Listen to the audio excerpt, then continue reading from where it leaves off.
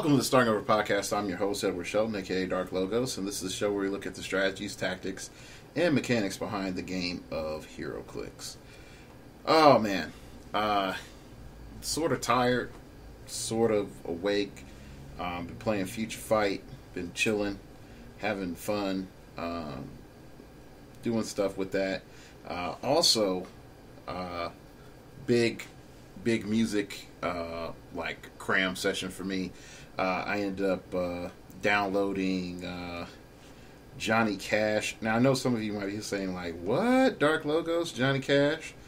So I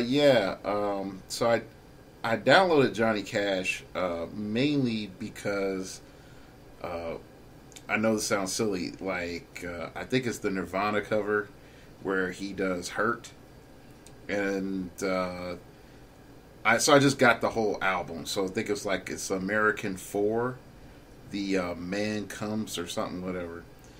Anyway, so I got that, and then before that I had gotten some other music that like most people probably wouldn't care about. There's an artist I like named Propaganda, and he put out a new album not too long ago. So I while I was in Wichita, I was watching Cartoon Network, and I saw the Teen Titans episode, "The Night Begins to Shine." If you grew up in the 80s or early 90s, you gotta watch that. Like, whatever, by any means necessary, you need to watch that. It'll take you back and give you flashbacks of like heavy metal, the animation, the first one, not 2000, because 2000 sucked. Give you flashback of like Silverhawks and Voltron and a bunch of other stuff. That's really cool, and like the hooks were really good.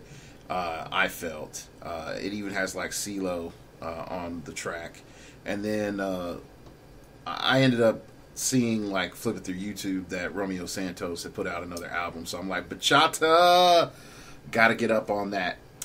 Yeah, I'm pretty heavy into music right now. Chilling, decompressing from 2 weekends of states. I got second place in Nebraska and third place in Kansas. So again, some folks will be like, "That's great." I'm like, yeah, there's some things that I did definitely in Kansas where I sort of threw it for myself. In particular, when Jakeem Thunder went in hypersonic speed and crit missed, I could have kept moving because I didn't lose the power, so I could have kept moving. So, you learn some things, you forget some things, and you learn them back again. So today's episode was requested by a couple of listeners in Wichita, Kansas, and it was, how can a newer player become better? And how I'm going to more rephrase this is, how can a newer player become a competitive player? Not a pro player, not like I'm going to rock and slaying it every weekend. Not, hey man, look at me, I'm always in finals.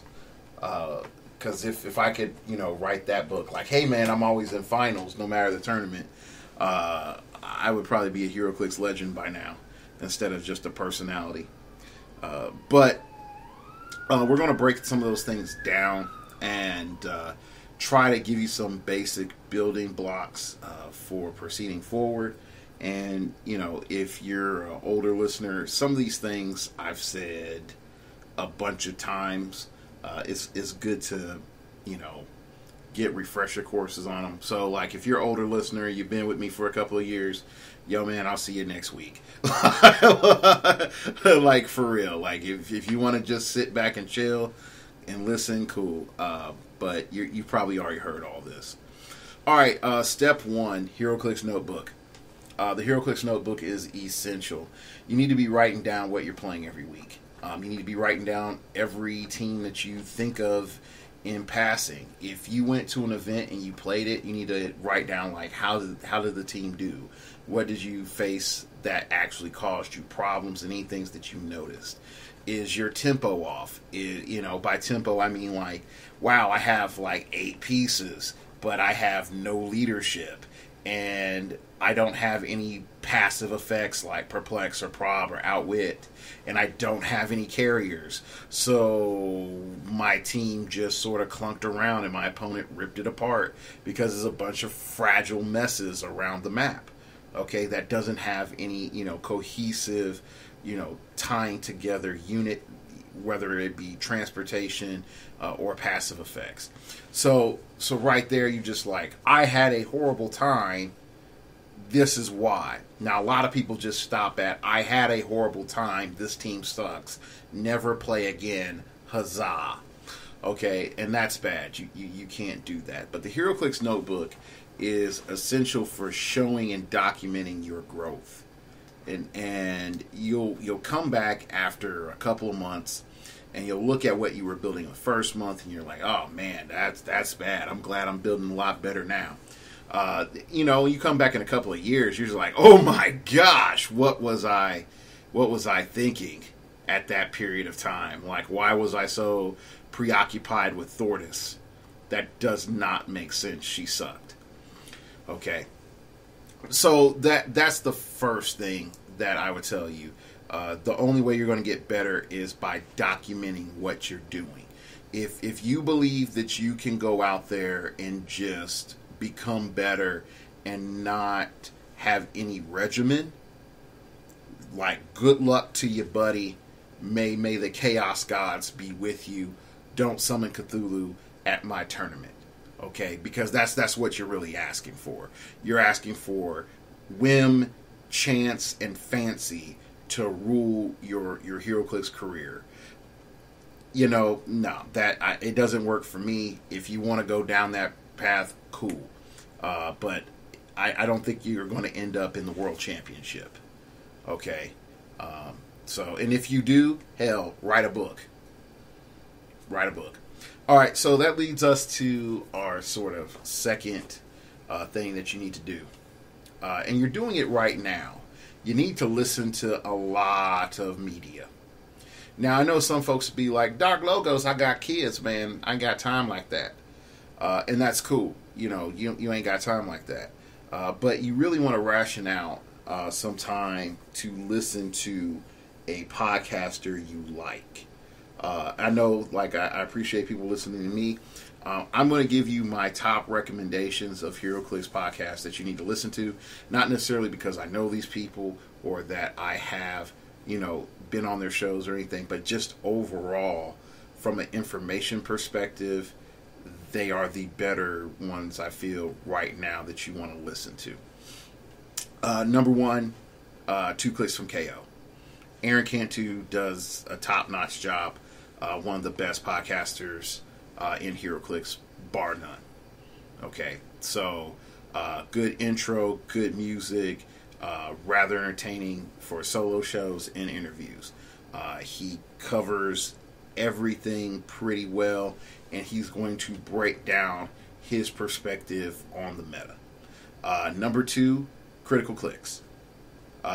Scott Crampton, Kevin DeFruz, 2 great minds of HeroClix. Whenever they put up a show, whether it's guests or no guests, they put up very quality work. One of the best episodes that they've done recently was before Origins, where they broke down Faust, and they just, from their analysis, they showed that the Faust D6 roll was technically in the meta at that time, was a 50-50 die roll, which is extremely in your favor as a player. And then, my team, we internally talked about that, and we actually realized it's actually higher than that. There were some things in their matchup and pairings. They weren't looking at certain common team combinations, such as mystical theme teams that were still being played, which made Mystical Trap way stupider and stronger than how they were ranking. So it actually flipped it past 50%. And there's a few other little nuanced things. And then there's some rulings that we found at Origins that let us realize that, oh, crap, this power is actually bad. If you roll it, your opponent can actually do dumb stuff. So that's another thing. So definitely HeroClix. Listen to them. They are going to help you out a lot. Now, I will say this. HeroClix is like a step above this show in terms of complication. I try to like lay everything out as best as I can sometimes. HeroClix sort of already assumes you know, and then just keeps going with the analysis. I usually try to like break it down a little bit, and like I don't put it in Gerber baby food for you, but sometimes I do chop things up, you know, like a really good burnt end sandwich, and then hand it to you. And if you're from the part of the United States where you don't eat beef as your barbecue, imagine pulled pork. Okay, there you go. You know, I'm in Kansas City. We eat everything. We're omnivores. You know, we're not discriminatory towards our meats like some people. Texans. Oh, sorry, that came out. Anyway, if you know, listen to HeroClix. Another show that I would tell you to listen to if you're looking for something to bridge myself and this is not an insult like Married with Clicks. If you're not watching Meta Lab, Married with Clicks on average is that I would tell you is like your good base entry level into meta. From understanding the basics of the game into meta, definitely Married with Clicks. But if you're looking for something in between me and Married with Clicks, the two that I would recommend, well, actually, yeah, the one I would recommend is T3. T3 has games on there which are played at an above average level. Okay, this isn't like the Majestic CCG YouTube channel. That's pretty much high level players playing casual. Okay, and I say that very respectfully because there's some things where they're testing it out live and they're really not like fine-tuned going for the throat type situations. Like, I've seen Patrick play in real life, and I've seen Kevin play in real life, and I've seen them play on YouTube. I'm not saying the YouTube thing is an act, because it's not. But that's not the Patrick I see in tournaments. That's like, hey guys, let's come have a casual tournament, and let's sort of like poke and prod this team. That's the Patrick you see in the Majestic CCG YouTube. But going back, Symbio does a good job. He plays really well at World Championships and U.S. Nationals. And I think Brett is the other guy's name. I forgot. They have a podcast. They have a T3 podcast, and they have a YouTube channel. So definitely check those out. All right. I mentioned Married with Clicks, and I try to separate it from the Meta Lab because the Meta Lab sort of floats in that same area that I feel like T3 like is in. But Married with Clicks is, you know, of course, Jason and Amber, way more popular than I am. And then the Meta Lab is the other show that they do. And I think the Meta Lab is a very good breakdown of what's going on in the competitive scene. And they'll give you some like good initial thoughts. They're not giving you Adam Friedman level stuff here.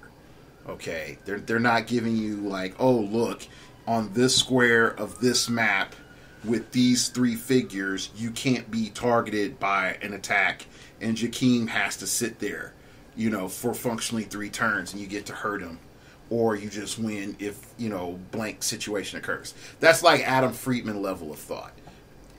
You're not getting that on the Meta Lab. What you are getting is like crunchy bits for you as a newer player to think about that will blow your mind. Okay? And it may be, and most of the time it's things that I don't talk about because I talk about what I want to talk about, minus I get an email or a fan talking to me. But they really cover the general basis of it. Then you have like some lone wanderers like out there, and you can stumble upon a bunch of other HeroClix channels. And personally, I don't have any other ones that I recommend on YouTube. I do have ClickStuff that I recommend for like a more adult listener. Same thing with Critical Clicks for an adult listener. But I would say ClickStuff is good because you have a competitive, well thought out, but yet having fun podcast. It's a little bit more relaxed paced. It's something that you can listen to on a Sunday while you're doing your dishes, and you can sit there and listen to Dan and David, and I forgot the third guy's name, sort of banter, and that's it. Like it's really good. So if you take all those shows, and then your random findings on YouTube. Now I'm not including guys like Tabletop Teacher or HeroClix Borderlands, or a few, or like I think it's like Alpha Strike. And there's a few other shows out there. And the main reason I'm not sort of including them for you to go to is that most of those shows, minus Alpha Strike, Alpha Strike, in my opinion, brings up a lot of sideways stuff. Things that are competitive at local level, but they aren't competitive at rock. And you can use some of that, but you're I hate to say it, you're like half-stepping yourself by playing or even working on some of that tech. In my opinion, you can go and do whatever you want. HeroClix Borderlands, the guys, you sort of see a guy transform from being mainly casual focused to being competitive. And I was like that probably about like 4 years ago, going through that sort of same thing. So I like empathize with him. And some of the things that he was going through, and from a content perspective, and his personal interaction with this venue. So I would say, like, you listen to, I look at those and I skim those, or I'll binge those as like entertainment. Like, I want to listen to HeroClix stuff, and those other shows haven't produced content, or I've already digested that content and I'm bored at home or work or whatever else. So that's how I'll put it. Now you could say, like, but Dark Logos, what about like Tabletop Teacher? And like Tabletop Teacher is for like newer players. Like, straight up. Like, if you're already at me, like, Tabletop Teacher's production beats mine out the butt. Like, yeah, but Tabletop Teacher isn't going to break down to you why Jakeem is better than Goblin King before the nerf. You know, like, he's not. And that's not his role. And that's not his lane. And there's nothing wrong with that. And truthfully, I want to have Tabletop Teacher on the show talking about teaching people HeroClix and what's really required. But I want to try to do that after the new rules comes out. Because, yeah. But anyway, sort of going forward, you need to have your media. And you need to digest that stuff. I don't want you to clone me. And I don't want you to clone Kevin or clone, David Gosselman or clone Symbio or anybody else or Jason or Amber. I want you to sort of take in all our opinions and test stuff out. You got to test stuff out, because if let's say, for example, you listen to Alpha Strike and one of their recommendations for July meta was playing Mistress Death. I feel Mistress Death is a horrible meta piece, and it trolls a tournament. It straight trolls a tournament when you play it. And it screws so much stuff up that you have people winning events and going against matchups they shouldn't go against because they got lucky and killed Mistress Death 5 or 6 times. But according to them, Mistress Death has meta potential and weight. And I would say, okay, in your local area, that's good. But from a rock, that's really bad unless your rock doesn't have a lot of competitive people or a lot of people that go to rocks.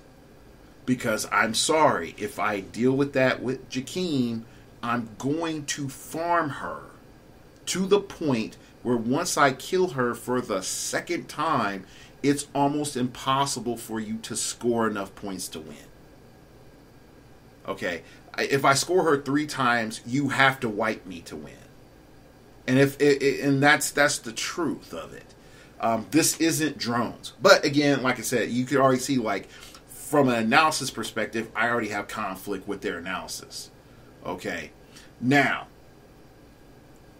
if you know, you can still listen to them, and you can still have, and they have their opinion, and I have mine. But I want you to test it out. If you feel that, like, I'm right, then cool, I'm right. If you feel that Alpha Strike is right, cool, Alpha Strike is right. But go and test it out. And then what I want you to do, leading into the next step, you know, once you've digested all the stuff, you need to have a HeroClix Buddy. Got to have that HeroClix Buddy. You got to have somebody where you're in each other's corners, you know, at the venue. And you're sitting there talking. And hopefully you can get to where I have my venue now, is we all work together. We compete against each other in locals, but when any of us go out, we are a club. We're a crew of people. I have Phoenix Nest still. Don't get it twisted.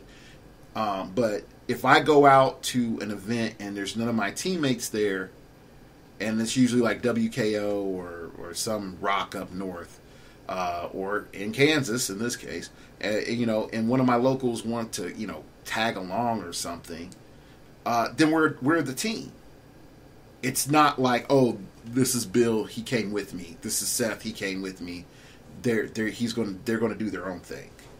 No, it's like, oh, we're actually concerned about how each other is doing. You know, in Nebraska in particular, last round of prelims, I had to face Seth, and I didn't want to face Seth for determining which one of us, you know, moves on. So, you know, and that sort of left me feel really soured, you know, going into, you know, out rounds. Like, I didn't want to knock one of my friends out, but we're invested in each other. And we talk back and forth with each other. We practice with each other. We help build teams. And we throw, you know, questions at each other about, like, why did you think of this? Why did you think of that? Why'd you do this? Blah, blah, blah, blah, blah, blah, blah. And so those things are important. If you have, like, people in your venue that they're just out for them, it creates a problem. And it creates a distinctive problem. Because, number one, you're going to have antagonism. Antagonism always splits a venue. Second thing that comes in is, why are you trying to win that bad? Is it to assert dominance? Is this get respect? You know, at what level is it? Because I even teach, you know, the guys on my team, come with different stuff every week to your locals. Like my man KJ is a prime example. And when he came on the team, he was constantly using Nighthawk Prime and a few other pieces. I'm like, yo, man, you know, you can't play those pieces anymore.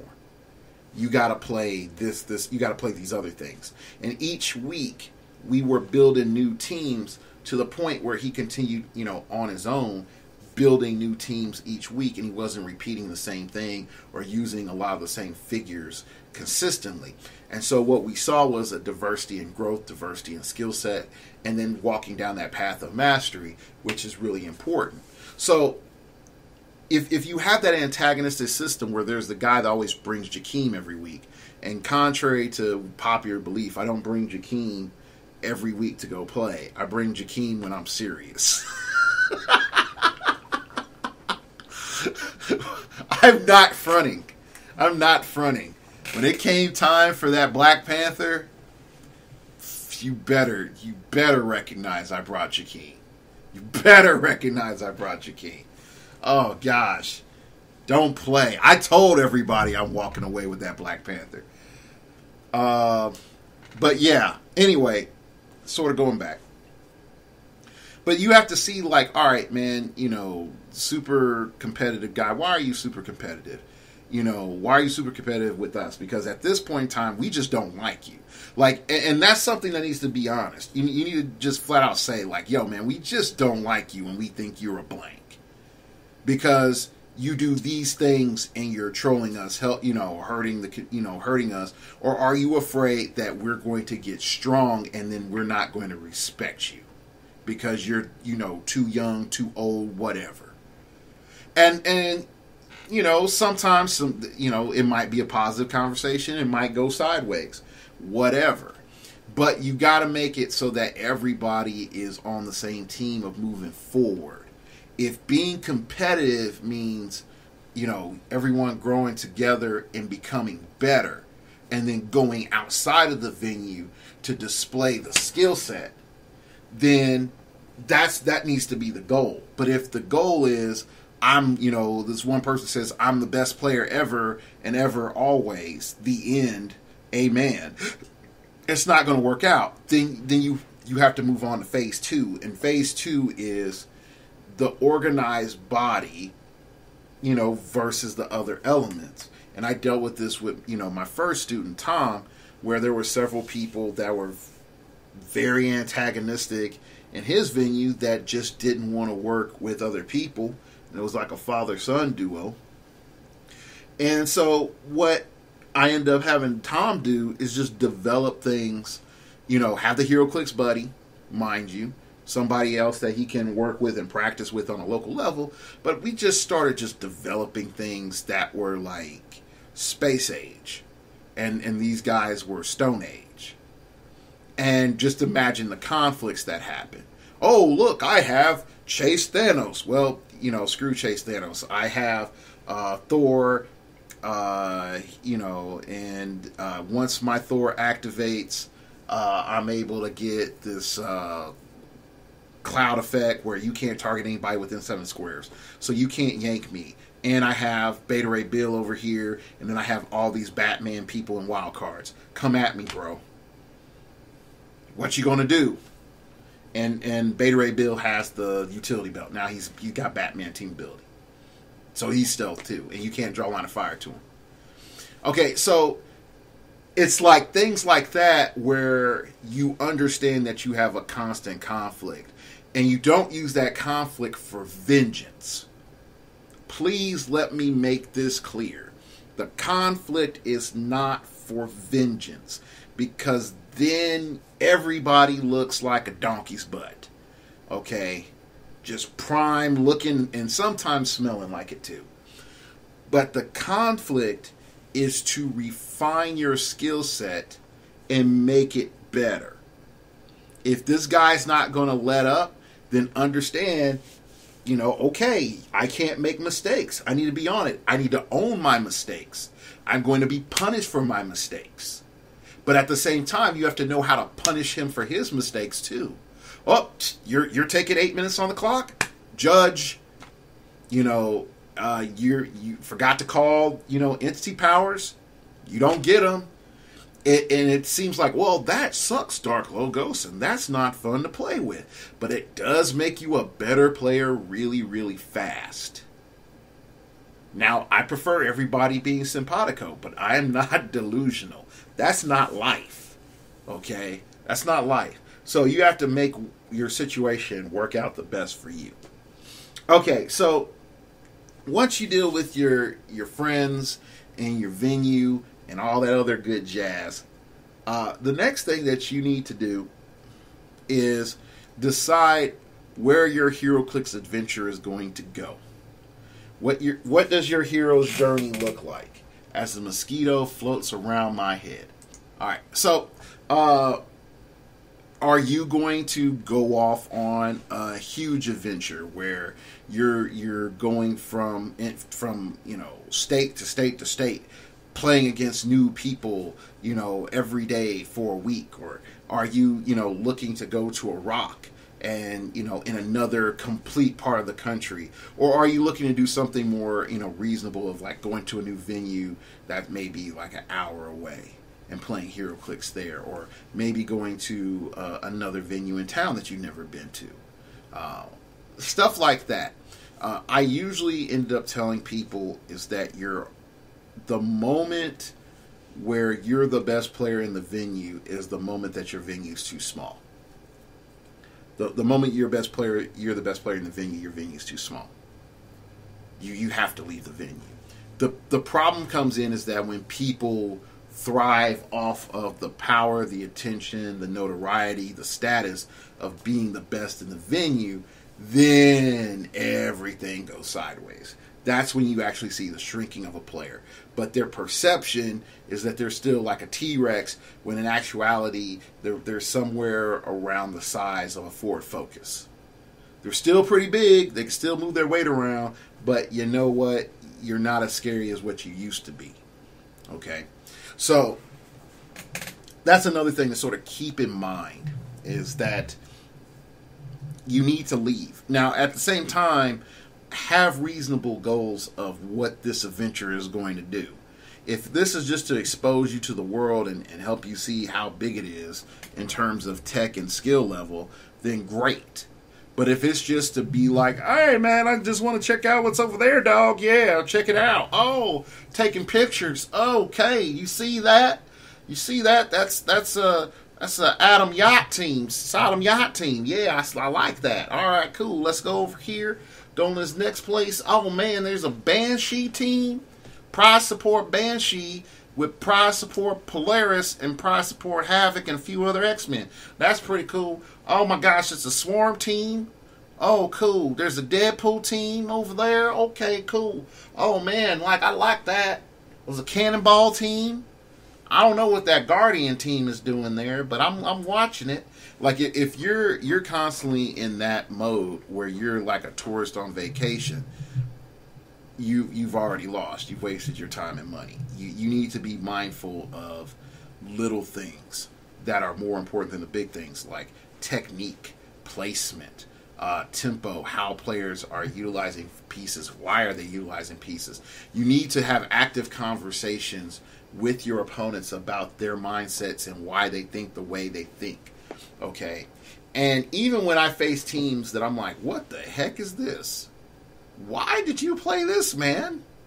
And because I got high music is playing in the background, maybe not the lyrics, but that soundtrack, I do my best to turn that voice off and turn that track off and be like, all right, man, level with me. What was your thought process behind this? Why did you play Lex Luthor duo at full?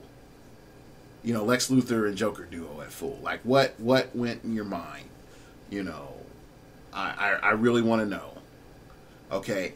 Now, sometimes you can start to see that they had really good arguments, quote unquote, but they really didn't have a good knowledge base or figure base. All right. They had good, initial thoughts, but very bad practical thoughts. Okay. So let's take that full Lex Luthor duo. It's like, hey, look, man, I can tag Jakeem twice, and even if he has Invincible, he's going to be mid-dial once I attack. Cool. Good idea in theory.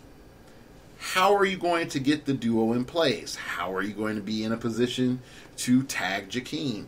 How are you going to be able to make sure that the damage sticks and he doesn't just regen or call in Nightwing and get healed back up, or have either Al Jordan or Goblin King pick support and then heal him back up?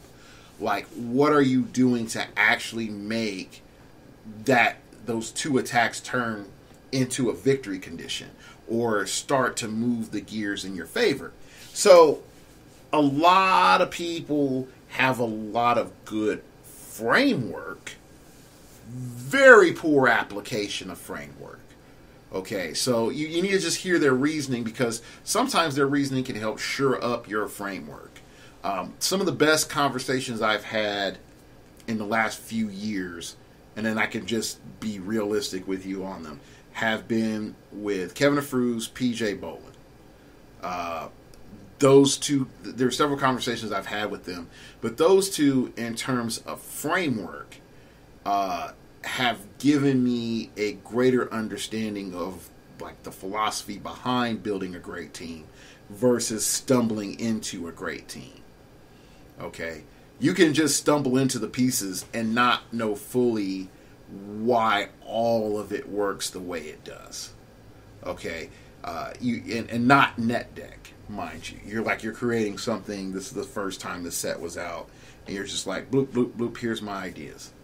Okay, a lot of people stumble into those types of teams. But PJ and Kevin Fruz have shown me, like, okay, these are frameworks that let you filter out the chaff, get that wheat going, and then make some good bread with that stuff. And you bring the cow over and you churn that milk, and you get the butter to put on the bread. And then if you get some honey with it, it's great. Okay. So going on, like talk to the people around you on your adventure. Occasionally, you might slay the dragon, or the dragon might eat you. Okay, that happens. But you need to be mindful of what it is that you're trying to get out of it. If you're just going to be like, I want to just play other people, cool, enjoy that. Just enjoy that. Understand that won't help you get better. If you're like, yeah, I want to see how well my placement is against other people, are you going to a venue where that's known? Okay. So, for example, if you find out like the venue that you're going to is mainly known for being competitive, but they focus on tent poles. So you have two things that you can do to grow from that situation. Either A, bring in a tent pole type team and see how your tent pole type teams compare, or bring an anti-tent pole, team and fight against players that do nothing but play with tent poles, and see how you match up against them. All right, now I know some of you would say, like, well, how would I know what type of, venue it is? Well, that's what recon's for. That's what gathering information's for. Again, if you just sort of, throw the compass in the wind and then spin it a couple of times and be like, 2 stars to the right and straight on till morning, like Peter Pan and stuff, cool story, bro. May the chaos gods be with you. And then when you come back with, the sword of eternity and the shield of eternal midnight, okay, great, man. Write your book. I'll buy it.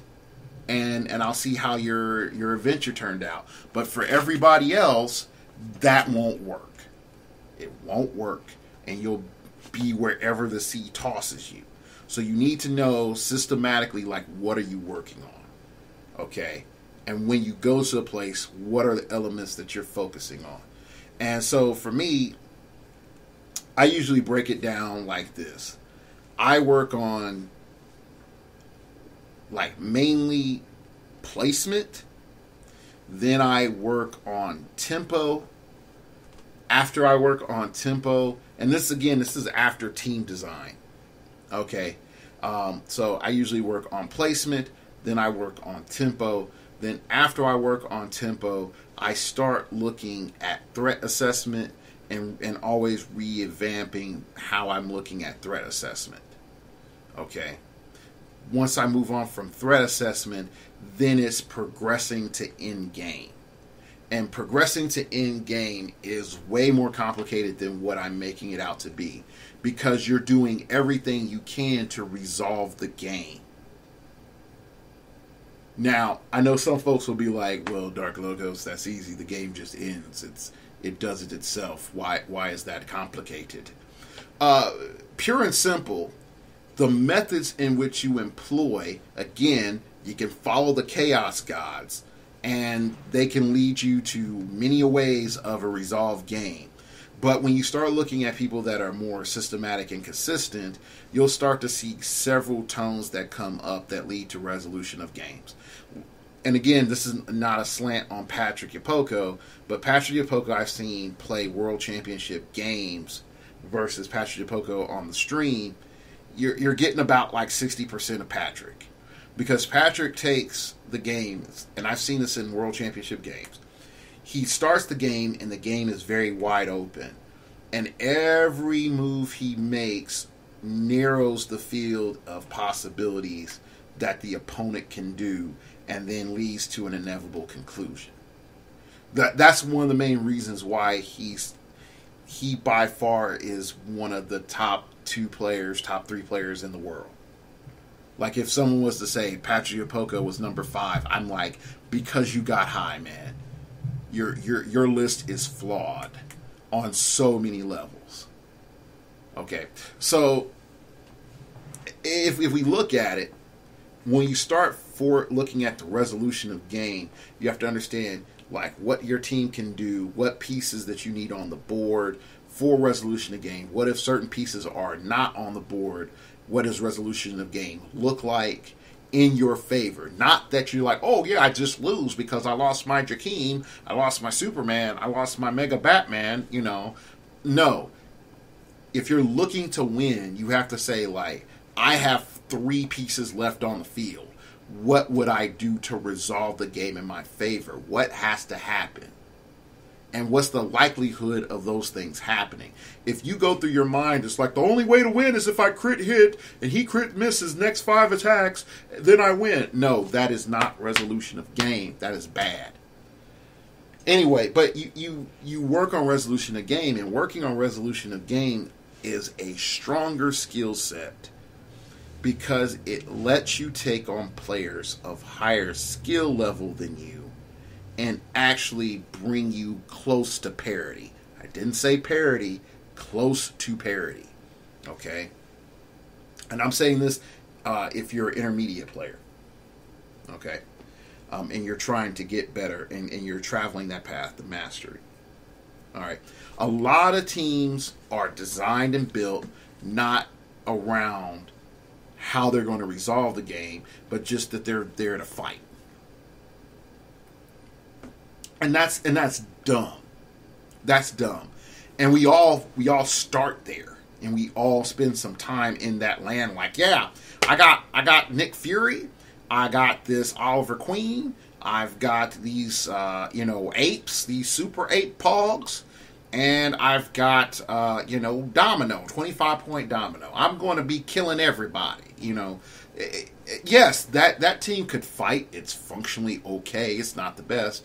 But how are you going to resolve, your game? Okay, or are you going to say that you're able to bombard your opponent with a super ape attack, picking up a heavy after a Watcher's Eye goes off, and then follow up with the Watcher's Eye, thus eliminating the main attacker off the field? Are you saying that you're going to have your objects placed so that the Superman 8 is able to pick up the object and throw the object, or bust through a wall, or so on and so forth? Like, these are little things that you need to be mindful of like, what does resolution of game look like?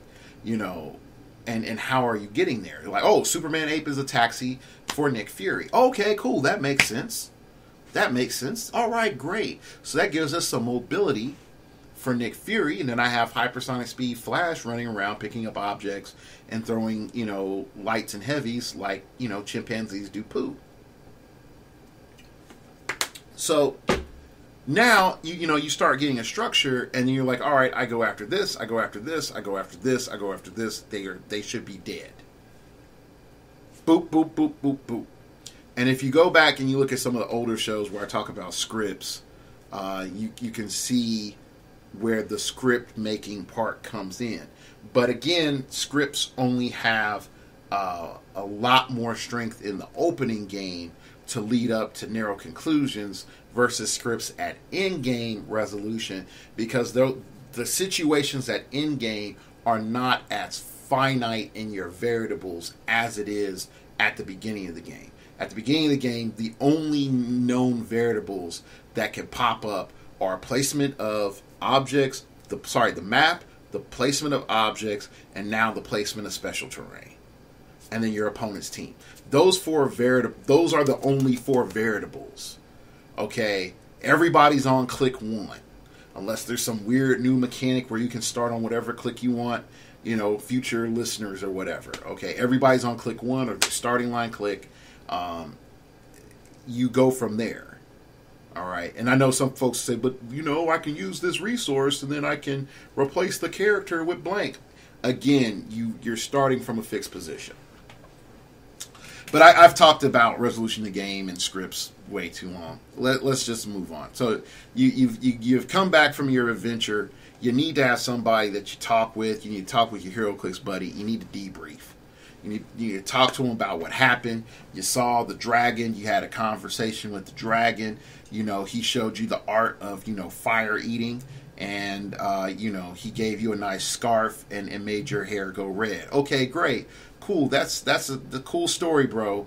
All right, so what does that have to do with HeroClix? Well, I took that fire flame and then I merged it into my teams, and now I want to try something with you. Okay, so you try the little flame eating trick out, and it's like, oh, bam, okay, cool. And so your friend says, you know what? That's a cool trick. This is how we can make it better. Ba ba ba ba ba. Add this piece, take this piece out.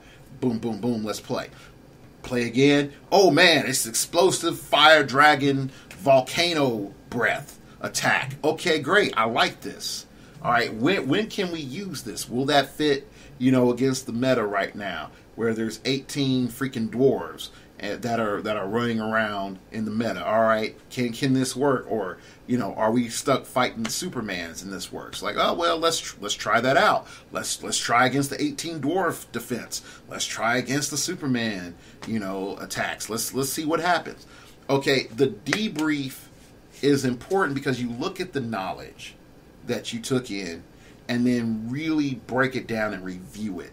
Instead of you just thinking like, good golly, that was a good trip. Yeah, I did great. I got second place.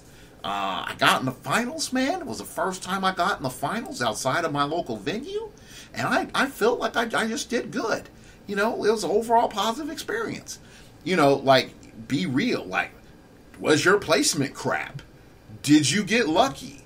Was your pairings and prelims skewed in your favor or not in your favor? I've had tournaments where I've top 8 or top 16 because I went against Lemmings for at least 2 of my matches. Just straight up. And I'm not even saying like I'm on King Kong level or something. It's just they're Lemmings. They're guys that go to they're no different than the guys that go to Origin with a hope and a dream and a paradise and their favorite Justice League team. It's like, good luck, man. Good luck. They don't have any chance because they haven't gone through the higher levels of preparation that I'm telling you about. So anyway, you be honest with yourself. Don't BS your friend and make your matches like fish stories. That, oh, look, it was this big, huge battle. Oh. No, if you face Lemmings, be honest. You face Lemmings.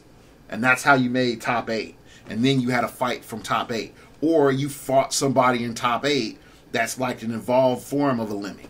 And that's how you made top 4. And then you played somebody that was good and then you lost. Okay? Like be honest. Okay? If you slayed the king of the Lemmings, you still just beat a Lemming. Okay? You haven't even upgraded to a raccoon. Okay? That's something to be mindful of. Like, raccoon is greater than a Lemming. All right, so so going back, you do your debrief, you go look at your new things that you've learned, and then you go back into the lab and you polish those tool sets that you gained and worked on the skills that you worked on. You see your growth, you try to document all your stuff in your HeroClix notebook. Okay, so you got all that stuff down. All right, now once that's done, you're going back into your local venue that following week or your next game day, and you're going to test what you learned. It's cool if you and your HeroClix bro, talk and you play a practice game or whatever, but you need to see in a real life tournament, do you still deploy those movesets, or are you just falling back into how you were before your adventure? And if you notice, like, I retained about 20% of the skill set or 30% of the skill set that I had, I thought I picked up, you're doing okay. Is it optimal? No, but you're doing about average. The fall off between the point of receiving the knowledge and the point of implementing the knowledge, it's a good amount of atrophy, and it's fast. And that's why I would say, like, hey, that following weekend, try to deploy all that knowledge that you know or that you think you got out of that previous weekend as soon as possible. Deploy that knowledge as soon as possible so that you can, fight that atrophy. All right, so from that point on, it's up to you to sort of like just repeat some of the steps that come in. And you're going to say, but, Dark Logos, what happens when new people come in and they're casual? Okay, use, those casual events or those less competitive events to try out different things that you didn't have courage to try out before and just see how it goes. Oh, Dark Logos, there's a prize that I want, and, so-and-so is coming in with a killer team. Okay, cool. Is that prize worth more than $15 on eBay? Most likely not. Play what you need to do to get your skill set better. Don't worry about so-and-so and losing the little plastic man. And if you really want the plastic man that bad, go on eBay. For real, just go on eBay. It's not that hard. Okay? Dark Logos. I don't have anybody locally that can be my HeroClix friend. I'm so alone. You go online, man. Make friends. Go online. There's no excuse. There are like 80 different HeroClix subgroups that you can join on Facebook. Somebody will be your friend. Okay, you can go on Realms and talk to somebody. Somebody will be your friend. Hell, Realms is looking for competitive players to hang out over there. Okay, like just do that. So, wrapping up, little honorable mention. If you want to spend money for your information gathering, there's Majestic CCG. It is worth the money. I'm not going to argue. You have some of the world's best players writing articles to help you get better. A lot of it is higher technical, a higher technical understanding of the game. But there are some things in there that are really great for a up-and-coming player to utilize and pick out to get better. I would definitely say if you pay for Apex Insiders, it's like you are Bam Bam eating a huge rib from the Flintstones. You can try to do it. It's going to be an act of futility. Just eat what you can. Take in what you can. And, don't die. That's the best way I put it. Eat what you can and don't die.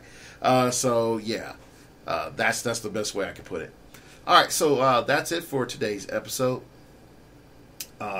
Again, I shout out a lot of shows here, and I know someone's going to be like, but my favorite other show is blankety blank blank, and trust me, I probably skimmed through them at YouTube and on YouTube and been like, not for me, But it doesn't mean that that you can't learn from them.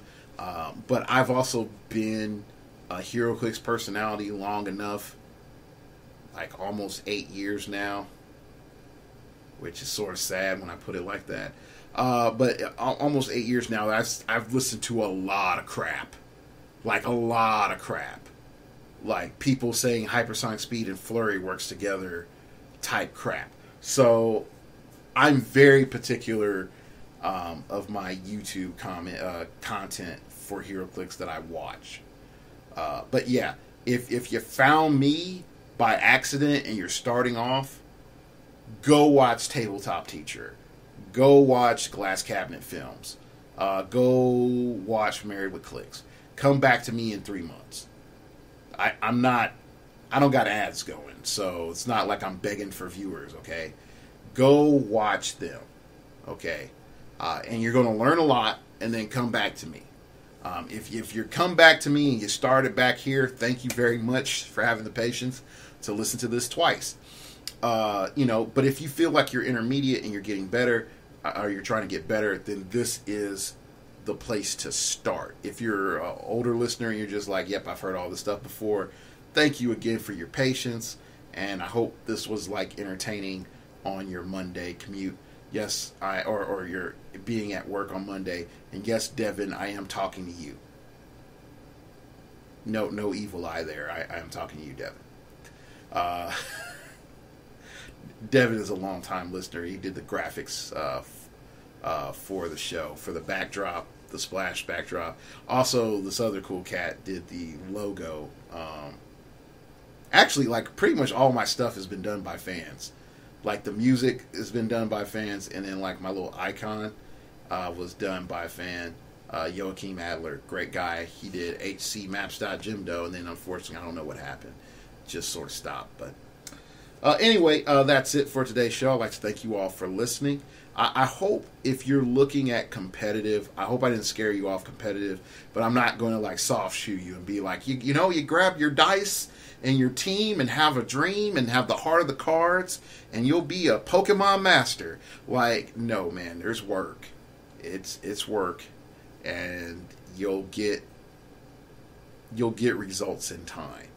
But if you think in the first 6 months you're going to go out there and win every major event that you go to, you know, that because I got high music is going on in the back of my head, like, yep, you can do that. Yeah, you can do that.